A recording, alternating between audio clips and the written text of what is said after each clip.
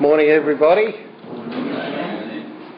This is my testimony that I wrote down a few years ago. So I just hope it might be a bit encouraging for everybody out there, because I know it is to me. Okay. Hi, I'm Shane. I'm 61.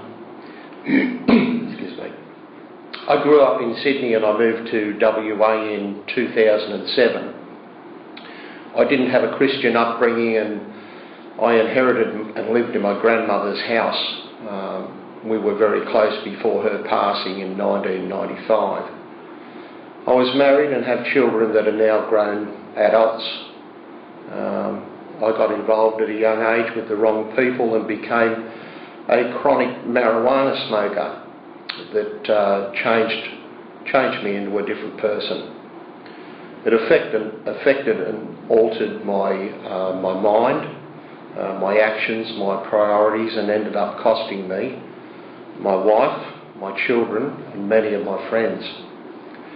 This resulted in me ending up with major depression and anxiety disorder for many years. And I stayed at home staring at the four walls, dejected and bored, lonely, and feeling pretty sorry for myself, with no motivation to go anywhere or see anyone. And before I became a believer, I even used to pray nightly, if you were there, God, please don't let me wake up tomorrow. And I prayed this for many months, believing that my life was just in ruins. I had nothing to look forward to and no purpose, and was no good to anyone, and eventually asked God to just let me die. I just had enough. Some days later, for no particular reason, I went for a ride on my motorcycle to Jarrahdale, and I was just sitting out the front of the shop when two of these guys came riding along, and we started talking and found out that they just happened to be two Christians that had moved on to the shop I was at from the first one that they had stopped at for no particular reason. They just happened to live a stone's throw from my place as well. What a coincidence. We spoke of the Christian Motorcycle Association and Jesus. Some days thereafter, John, one of the chaps, gave me a Bible that I took home and I put on my dining table. And come Friday night while I was watching TV, I had a thought of just having a look at it. So I read a few chapters and then closed it up.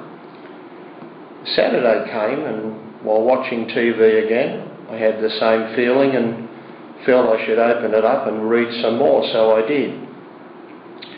The version I was reading was the New King James Version, and now as someone that had never even looked at a Bible before, I just found that a little difficult for me to understand. And I downloaded on my phone the NLT, the New Living Translation version, on my tablet. And after reading some of its verses, I found it easier for me to understand. Now, that night, my tablet indicated a message had come through, and it was a verse of the day. From Colossians 1:14, which said, who purchased our freedom and forgave our sins.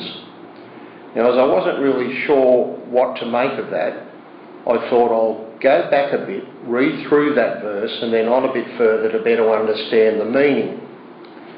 But when I got to verse 21 and 22, I felt God speak directly to me as if he had poked me straight in the chest with his finger, saying, yes, I'm talking to you. And the hairs on my neck and my arms stood up as I read on.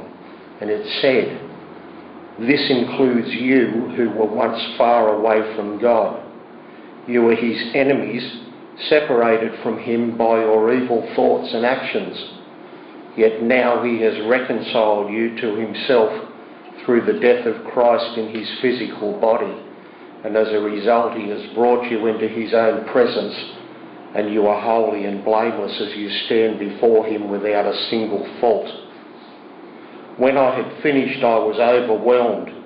I was excited and extremely grateful that God had spoken and reached out his hand to me, confirming to this non-believer that he is there.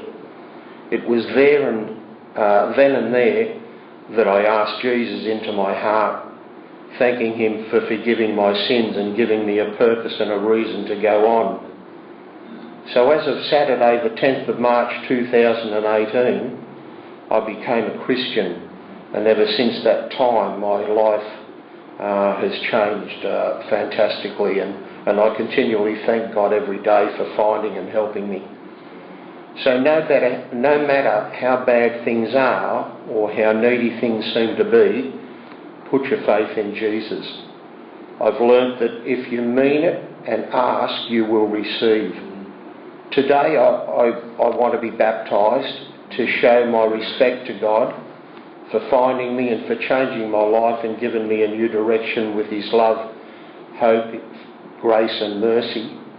And I just ask Jesus to shower you with all these blessings too, and pray that my testimony may encourage you just enough to ask Jesus to come into your life too, if you haven't already, because he is here right now and he is listening. God bless you all, and thank you for listening.